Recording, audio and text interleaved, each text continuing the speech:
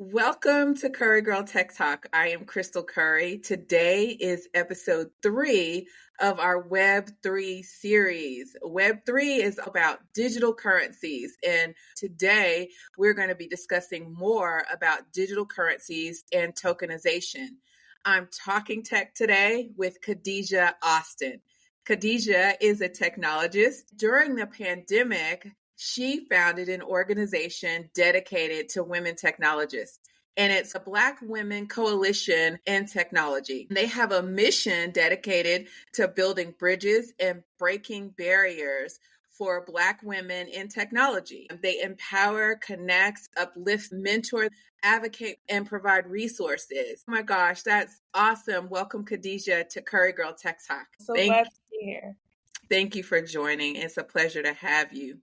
How did you get your start in technology? Yeah, so actually it's really funny. I originally actually started in finance. I always had an affinity for wanting to learn about tech, and also, interestingly enough, I wanted to learn about tech in the fashion space, but I was never given that opportunity. I decided that I wanted to get into tech really badly, and I did a course with SV Academy, and it was in tech sales. That was the best way they said I could get into tech, and that the skills that I had as an analyst, even though I was doing like product management work, they were telling me that it wasn't transferable. So I got into tech sales. And then from there, I decided, you know what? I want to start my own organization that will help other Black women get into technology and avoid all these hurdles.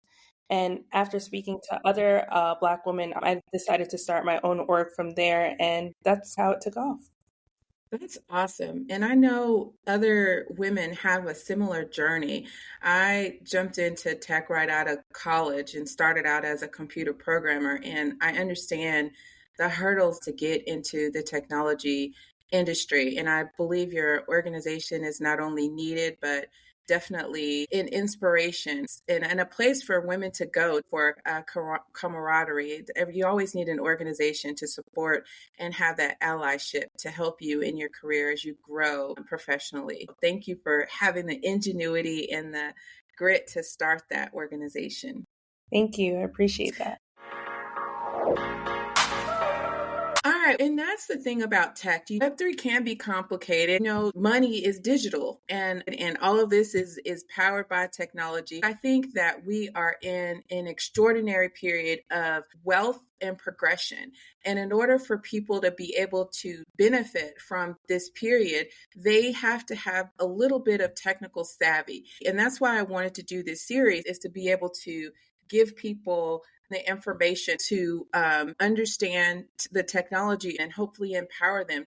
I wanted to start out asking you about the FTX collapse. And I know that happened a while ago in 2022, but what are your thoughts about the FTX collapse?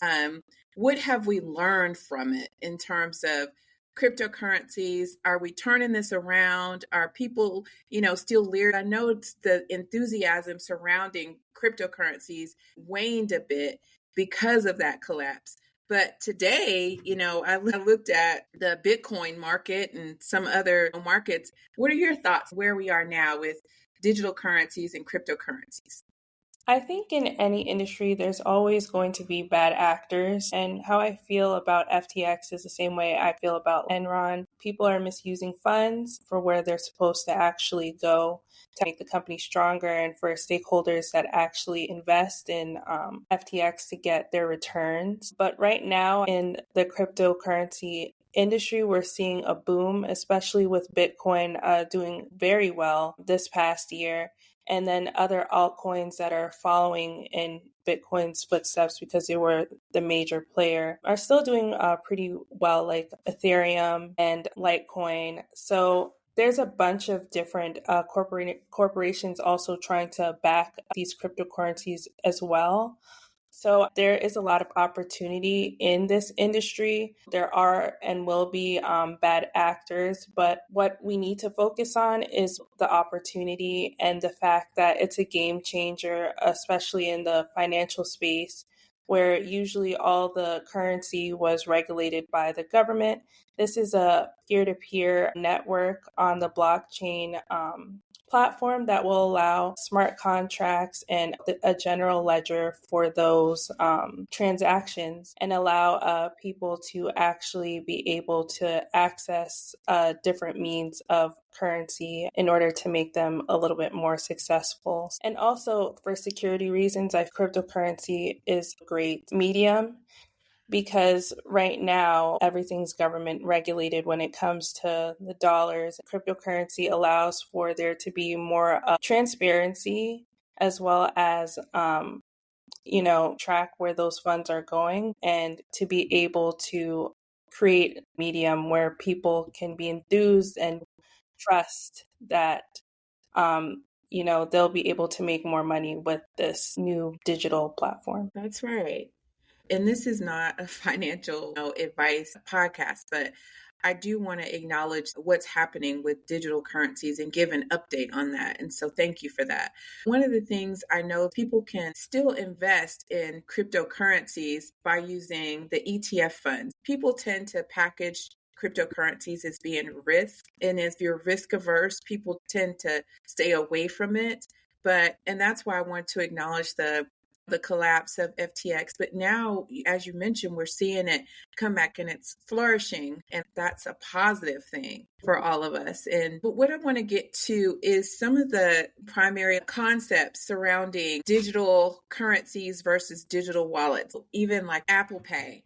And when we look at digital wallets, I don't want people to think that just having a digital wallet means you're automatically using digital currencies. So there are digital wallets, like you can have your Bank of America card or an Apple card and have your money on those digital wallets. But that is very different from having a digital wallet from Coinbase or Binance that holds actual cryptocurrency, because that wallet that's in your digital wallet is connected to your bank. As far as the cryptocurrency, it would be connected to like a crypto exchange like crypto.com or Coinbase. And those would actually be, cryptos that you would be already invested in, and not your dollars from your bank account. So a fundamental difference. Yes, a fundamental difference. About that too is that if you have like a Cash App card, you can put like little cents or even dollars towards crypto, because they do have the option where you can invest in cryptocurrencies on that platform. So if you do have a digital wallet with certain platforms, you'd be able to do that. But if you just have a digital wallet from your bank, I don't know if that technology is out there, but I don't think you can necessarily just invest in Bitcoin like that today. Right. Let's talk about the difference between cryptocurrencies and then stable coins, which are backed by the US dollar, one for one. Tether is one that I was checking the status of. Can you tell us a little bit about the difference between the coins, the digital currencies and cryptocurrencies versus a stable coin that's backed by the US dollar? Yes, a regular cryptocurrency, they have their white papers and they have specific protocols that they follow to get onto the coin market platform like Coinbase, but it's founded by individuals in a company. For the Tether coin that you're referencing, they're trying to make that coin be one-to-one with the US dollar. So that's the fundamental difference. The other cryptocurrencies, they have a specific number of how many tokens they're going to release at a time. Mm-hmm. And that is what sets the standard of how much that crypto is going to cost. So whatever they release and how much is in supply, a relative supply of people that bought it, that's how much that crypto is going to be worth. I've been using the words cryptocurrencies, stable coins, digital currencies, and all these different terms sort of interchangeably. And now tokenization. And I've got an entire episode dedicated towards non-fungible tokens, NFTs, and how they're a capture of culture or art or something specific, but the difference between fungible tokens, and because when people think fungible tokens, they also think of different ways you can use it, like gift cards. You can have all these different ways. It's still exchanges of money. Give us a little bit of information about tokenization versus cryptocurrencies and stable coins. That way we're all talking the same language in terms of Web3. When we say cryptocurrencies, we're talking about a specific thing. And you did clarify for us what stable coins are, and that they are definitely backed by the US dollar and one for the US dollar. But tell us a little bit more about tokenization, and what should people be aware of when it comes to just the word, when they hear tokens, what should they think of? Yeah, so there are different types of tokens. I guess to simply put it, when you were speaking about the fungible tokens and the non-fungible fungible tokens, if you want to think about it in the most layman terms, you could think about cryptocurrencies, right? Mm-hmm. And non-fungible tokens, you can think about that, like you said, it doesn't necessarily need to be digital art pieces, but it's pieces that are just one to one. There's no other replica like it. And it can represent a bunch of different values, but it's a unique digital or physical asset in a sense where it's not going to have multiple of the same asset with the same price. As far as tokenization, I would just say that it's a digital medium of an exchange, basically. It's just a digital medium of liquidity on an exchange. So that's how I would sum that up. Yeah, I thank you. That is an awesome way to explain tokenization. And we know that there are some tokens being offered in Web3 experience browsers like Brave or Opera, where certain platforms are supporting different types of tokens. And I Right. think when people start to really get into this space and see what Web3 has to offer, I can see people being confused. Okay, do I go with a Brave browser? Do I go with the Opera browser? Which tokens are going to be more valuable? How do I play in this space if I want to just test it out to see which tokens are going to be the best? And then once I get these tokens, how do I use them? How do I exchange value? Can you give us a little bit of background on that? Yeah, so some of these platforms like Opera or Brave, they're running on a strict digital currency like Ethereum to put these tokens in place. So you want to look with the specific platform that you're going to be buying these tokens from. What type of blockchain are they using to start purchasing different tokens on that platform? So I would look there first and see if that cryptocurrency for that blockchain is doing well, because if it's not, why would I want to use that specific medium? So I would look Right. there first, and then also looking at the quality and the types of offerings on the platform. There's going to be different NFTs there that speaks to you or that doesn't speak to you, like if it's music or digital art. There are going to be different things on there. I would say that it's subjective, honestly, and it has to be something that you're interested in with any investment, if kind of where you wanted to find the correct platform to use. Awesome. This is good. And when I think about the government and about the economy and currency and how, inflation and how all this works together. And when I think about Bernie Sanders, he's super cool, and he has a way of explaining what's going on with the US economy and what's going on with currencies. And he leads a financial committee within Congress and is very vocal about what's going on with the wealth gap in the United States and always advocating for the middle class. But anyway, as I was looking this up, I was reminded of this viral photo of Bernie that was going around the internet during the inauguration. Do you remember that? I'm going to bring up a picture of it if you remember Bernie. Gosh, social media, he was everywhere with this photo of him in his mittens. I don't remember the context of why that was so funny. I don't remember. Did that become an NFT or something? Did that become I have no idea. And I know you mentioned fashion a few minutes ago, and I like fashion too. so, But what do you think about Bernie's fashion choices? um I'm not sure if Bernie's from New York like me, so my puffer jacket definitely needed, the mittens needed. These are necessary, right? Yes, it was all necessary. And the mask, it was probably during COVID needed. So I think that his fashion choices are very, but very like, It was very necessary. I agree. Let's just say that Bernie, he gets an A+ for fashion choices and an A+ on being a dedicated senator, giving us all the information about what's going on with the economy, right? that's funny. It gets an A+ on that. All right, a little fun there.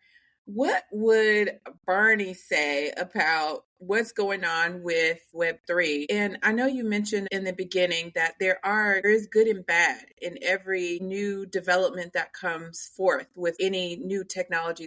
But there are certain people worried about Ponzi schemes and Web3 being an environment for fraudulent activity. Certain people that are missing out, I think, on the opportunities for good because they're cautious about the potential for Web3 to become a environment specifically for get rich quick things. What do you say about that?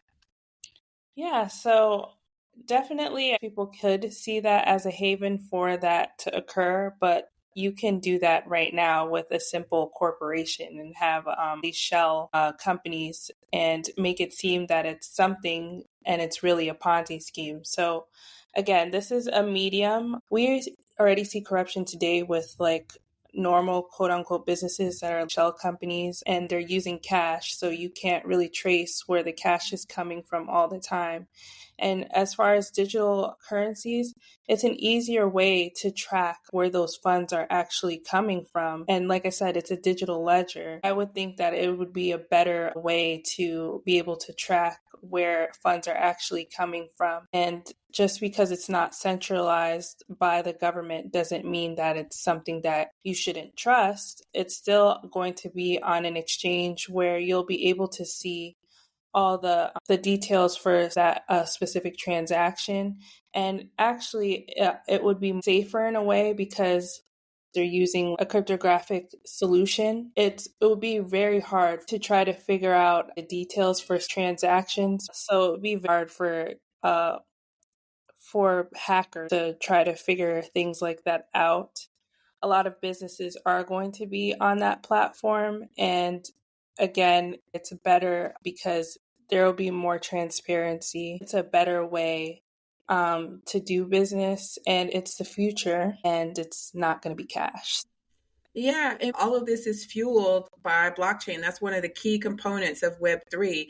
And blockchain, we know that it's supposed to be unhackable, though. We use those terms, but it uses hash 256, which is the highest, securest type of protocols and infrastructure that you can use, Right. and it's immutable and not able to edit it.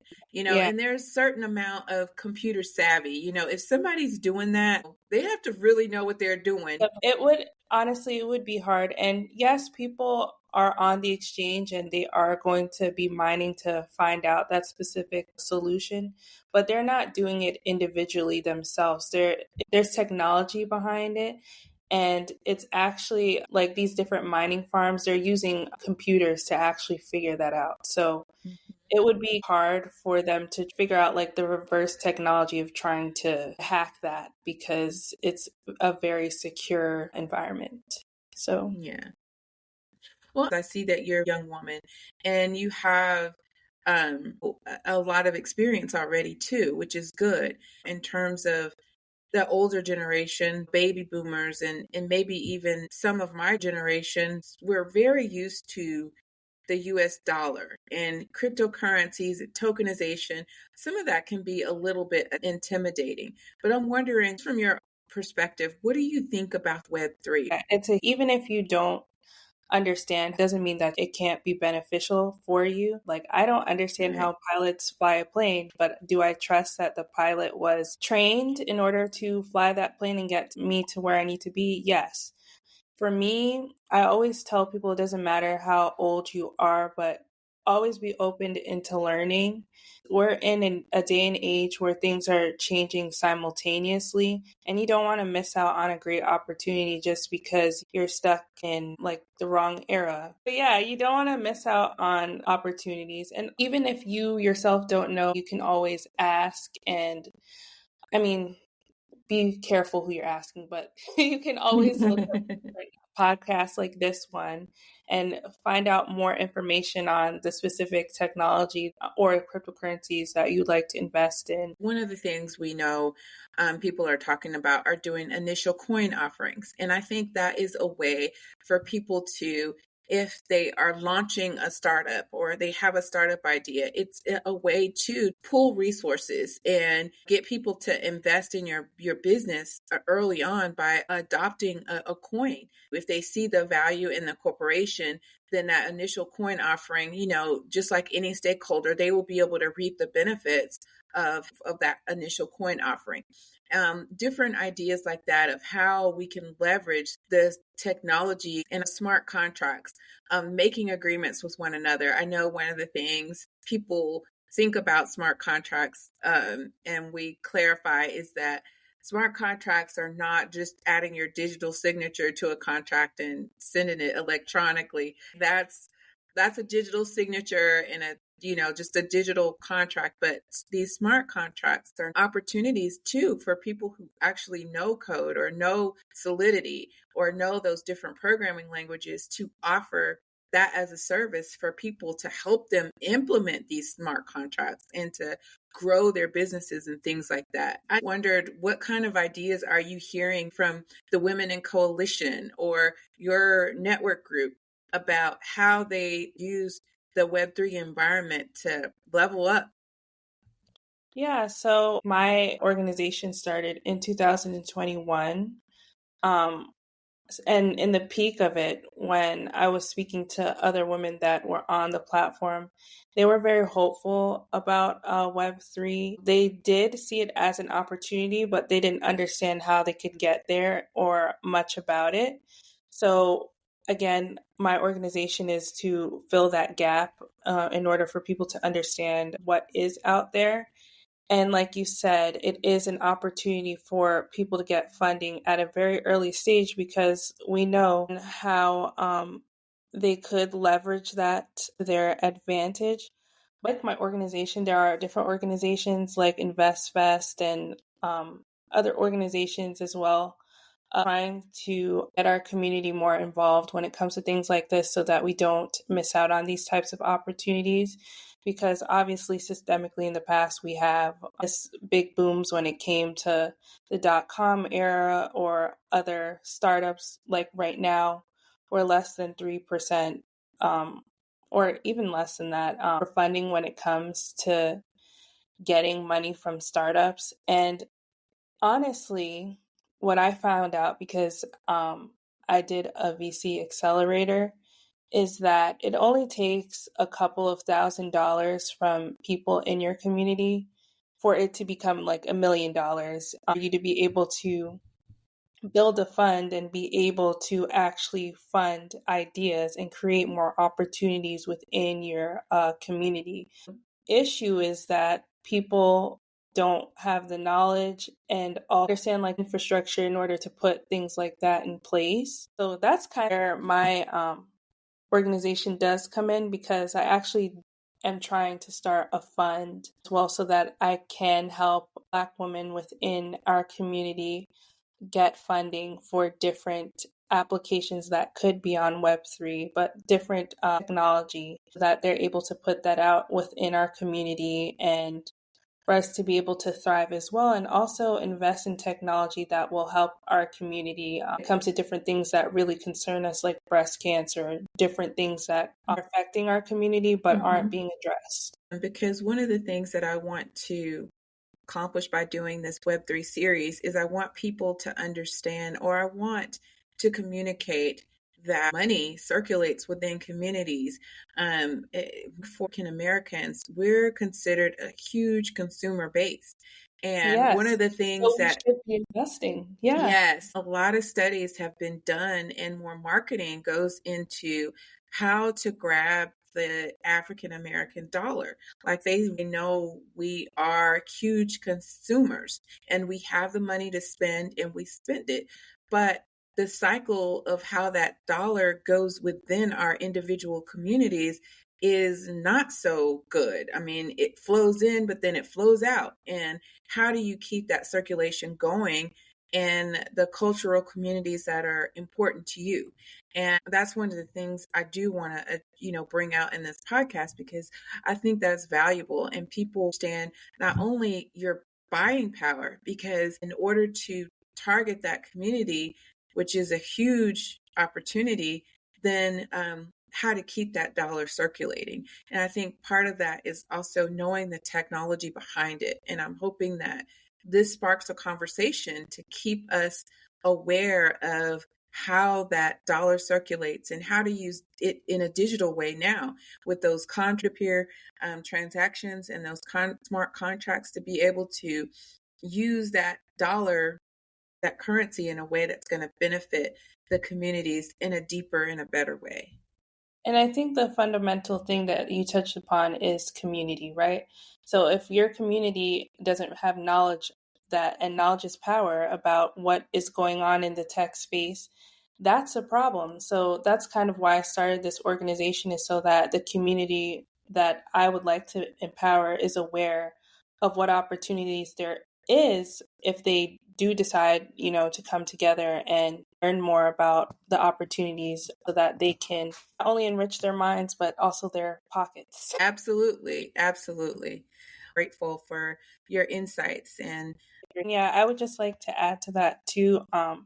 If we don't know what technology is out there, we can't be able to shape it. And we want that's to be right. able to create and shape our futures, and not it just be dictated upon us that we need to do X, Y, and Z. So I think that it's a very powerful thing to learn. And Thank you very much. Oh my gosh. You, Khadeja. thank you so much. I enjoyed being here. Having an option to join financial markets is not trivial. I hope this episode incentivizes you to become educated, not just about the technology, but the financial aspects, so that you can be prepared to participate in the economic prosperity of the country. Next, we're going to be discussing NFTs and DAOs and other technology concepts that are needed to properly incorporate digital currencies into business models and other key components of Web3. And we're going to have a special holiday podcast. Tune in for that. And last but not least, our token word for today's episode is fungible. Go to our website, select Tech Ticket, and enter your word to get the token. I want to thank Khadeja for joining the podcast today. And as always, if you have questions about this episode or any of our episodes, connect with us at currygirltechtalk.com. Contact. I'm Krystal Curry. Take care.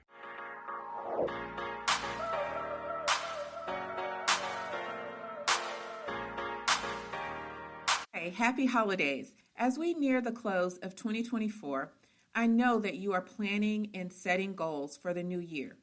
I want to personally invite you to attend my leadership webinar in January 2025.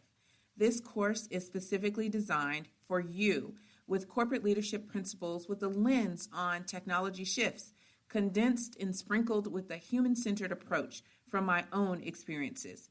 Registration opens December 16th. For large groups, email info@currygirltechtalk.com for special rates. I can't wait to see you on the other side.